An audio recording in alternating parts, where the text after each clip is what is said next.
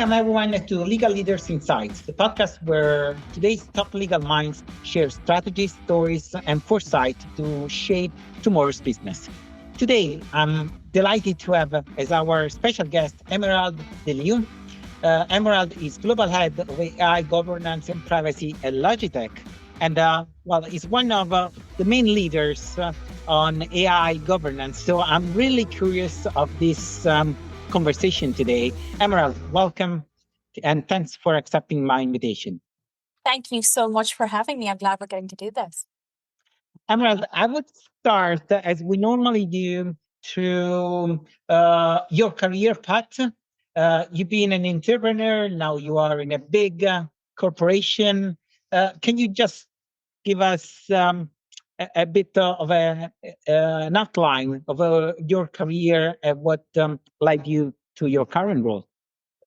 Absolutely. So I did take a bit of an unconventional career path, I think. I wrote my master thesis on the GDPR in 2012, 2013. So I had like a solid academic year to get very familiar with the law I then discovered was going to be really important and would change industry. Yeah. But I think when I was still sitting in the university, I didn't think that the whole world really understood how big a law this was going to be and how much it would change things for companies, particularly companies outside of Europe, because obviously the directive worked a little bit differently than the GDPR. So rather than joining a law firm after doing my LLM, I said, look, how do I scale what I know? So I started one of the world's first privacy technology companies, which I had in my head everyone needed, and they probably did. But given how long it took for the GDPR actually to come fully into force, what I discovered from building that technology was that what people actually needed at the time was boots on the ground. So apart from raising the capital and building an MVP and doing all of the entrepreneurial things you should be doing, I also did a lot of consultancy, training, things like that. We were in the world of gap analysis and remediation programs. So I ran my own business for the first part of my career. And then in 2019, because you're a very different person in your 30s than when you graduate from college, I discovered that it might be time for me to go and actually learn what my customers actually do. Because I was obviously selling it to people like me, but I'd never been a chief privacy officer myself. So I joined Logitech as a second privacy hire. And for those of you who don't know, Logitech historically was a hardware company, but is now very much a software-enabled hardware company. So our Logitech needs had changed. I was in the company about 18-ish months, and I became Logitech's chief privacy officer, basically tasked with building global compliance with data protection and privacy laws. We built that amazing team around me, hired the whole team, did all the things. And then obviously ChatGPT sort of happened and became mainstream. And we just ran at that. We just said to ourselves, look, this technology is here.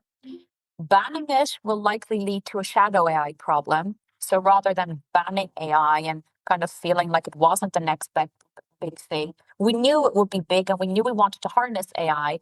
So we decided we want to harness it responsibly. So that turned into setting up an AI governance department, which is also led by me, and building out that whole function now today.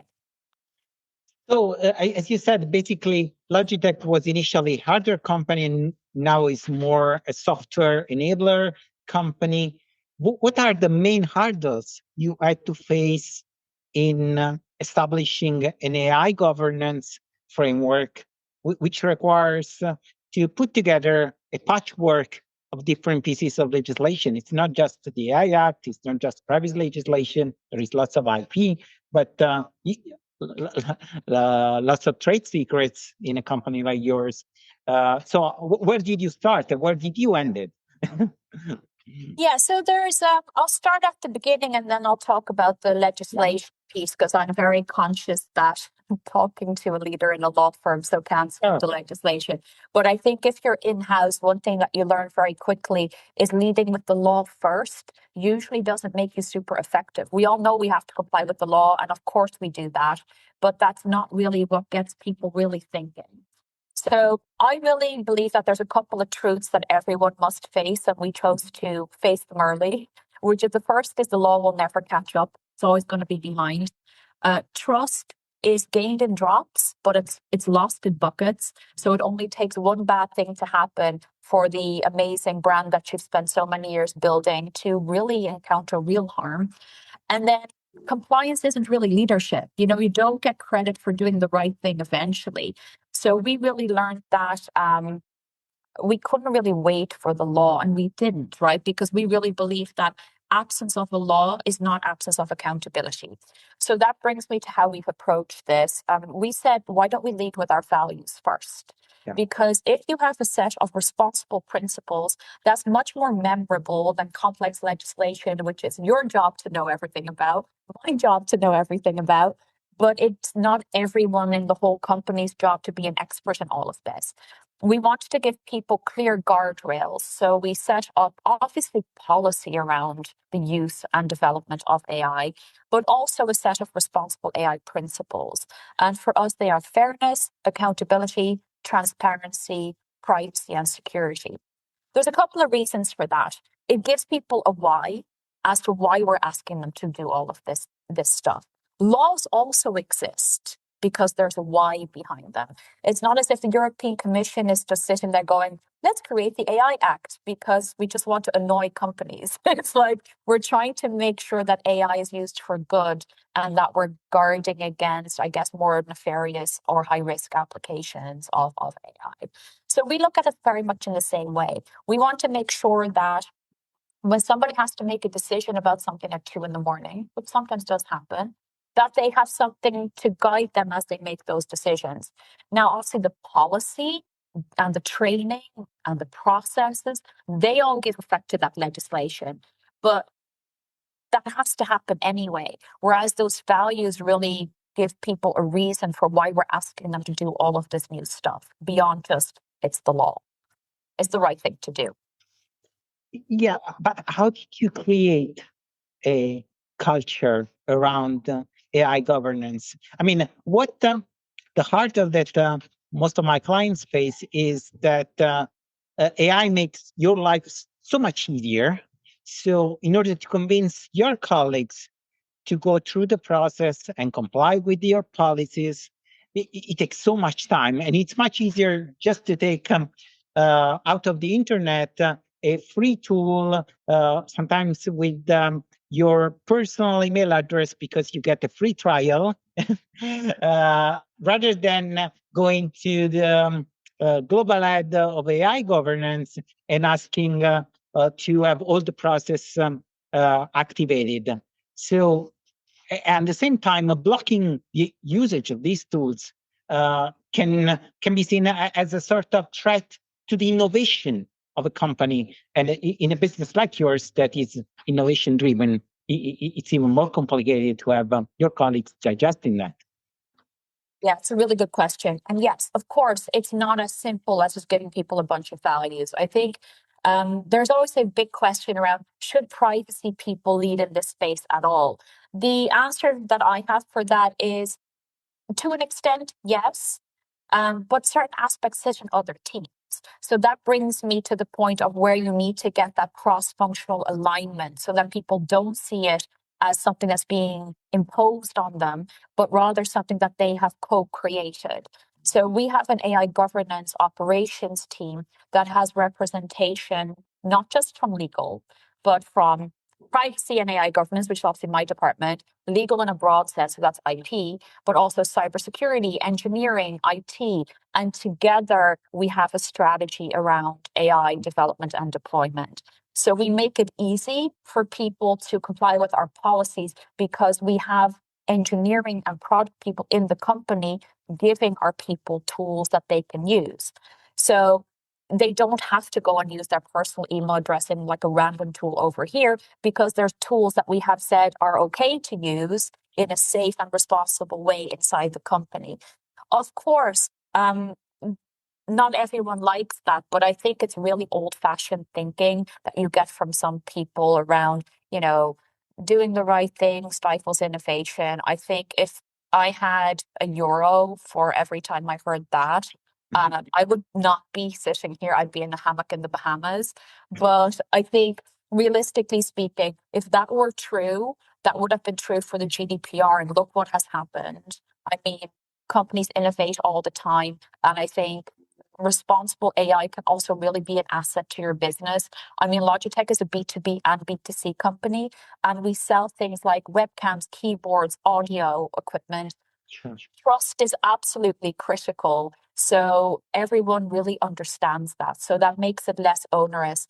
And I think I'll end by saying, I'd love to tell you that it was like this big journey to convince everyone. It really wasn't. Our business model is not to sell ads or sell people's information. That's not the business we're in. Logitech historically has often done really difficult things, even if we didn't have to. We've done that with sustainability because we believed it was important, and we still do. And we're doing the same thing now more broadly with responsible AI, responsible innovation in a holistic sense. And I think we've always seen that customers appreciate that. Yeah. Going back to the EU AI Act, I mean, I assume that a business like yours is using AI both internally and probably in the future in consumer-facing, in customers-facing solutions. What do you think will be the major hurdle in complying with the EU AI Act for businesses, global businesses like yours? You said that you oversee, I don't know, many countries. So, and these countries are going towards so many different directions, and so, but you need to keep consistency.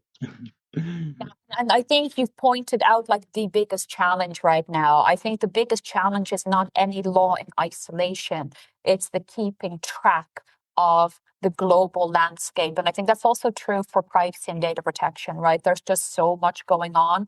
And it's this, there's a lack of harmonization. And that has also been true in data protection and privacy, is like not all countries agree globally on what's important. So we've decided that a lot of the time we are just implementing the highest standard across the board. And that's often, if that is something that you can do, that can be advisable because it makes things a lot easier, because chances that you already comply with a lot of stuff in a different country are quite high if you do it that way. And I think that's really the biggest challenge, is just the massive amount of legislation that's coming out, not just from the EU, but everywhere, and figuring out what the right strategy is for compliance and having the right controls in each country in order to meet those thresholds. So you are a believer that there's going to be a Brussels effect with the EU AI Act, as we've seen, not always with the GDPR? No, not necessarily. I think we're seeing real divergence right now, right? But particularly if we compare the US and Europe, it's definitely not the same approach. That being said, I often question the Brussels effect a little bit, because we're obviously not the only jurisdiction that will conceive of finding it important to regulate AI. It's not all, but I know Brussels was obviously early, right? But I think machine learning isn't new, right? And to your point, Logitech already has AI products in the market, but there's different ways to approach AI. Not all AI is the same. So I can give you an example of what I think is a really great way of applying AI in a way that actually complies with important security and privacy requirements. Logitech has products that use Edge AI. So we process data locally on the device, which obviously has security and privacy benefits, but at the same time bring that amazing AI technology to our customers in a way that's still trustworthy. So that's very much in a way that I like to look at this, that we can do this in the right way. But yeah, legislation around the world will always be challenging, and I think it keeps it interesting for people like you and me. Yeah. Last question, Emerald, that we always address to our guests. If you had to give a piece of advice to a young professional that would like to become the global head of AI governance of a multinational company, like in your case, what is the main piece of advice that you would give in setting up the initial path of their career? That's a really difficult question to answer in a very brief way. So I will break it down into a couple of things that I think are worth considering. If you want to be a CPO, you need to understand business. You can't just understand law. It's not going to be good enough. You're operating in an organization where at the end of the day, you need to make sure that you're enabling this. So making sure you develop business skills is one piece of it. The second piece I would say is make it known what your goals are. There's no point of you sitting in a company and wanting to move up and working hard towards that, and your work is not visible and people don't know what your career goals are. Sure, you make yourself more vulnerable by being honest about what it is you want. At the same time, people can't help you if they don't know what you're trying to achieve. And then the last piece I would say is take a little bit of risk. I took huge risk becoming an entrepreneur, and I'm not saying that is what everyone should do, and it certainly isn't for everyone, and it wasn't always an amazing journey. It had a lot of ups and downs. At the same time, taking that risk gave me a wide set of skills that are now really useful to me, because at the end of the day, when I was at Logitech, I was tasked with building something else, and it's not too different from building a company. Building a function requires you to understand business, it requires you to understand budget, it requires you to understand people, process, technology, all of the things that you need to learn in business. So I think those are the things that I would keep an eye on. Don't pigeonhole yourself, and make sure that you develop a wide range of skills so you can operate in a business environment. Yeah, that's absolutely good. And I think that is probably the missing point of being always a consultant, as in my case, because while you understand the business of your clients as they are filtered through the head of legal or the different stakeholders. And so sometimes the weak link is that we don't know how the story ends.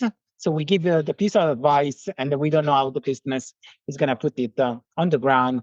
Having the perspective on the two sides of the fence is fantastic. And we always try to give business-oriented advice, because basically we need to enable the business to do whatever they want, obviously minimizing as much as possible the legal exposure. Emerald, it was fantastic. Thank you very much for your time, and see you next time. A pleasure. Thank you for having me.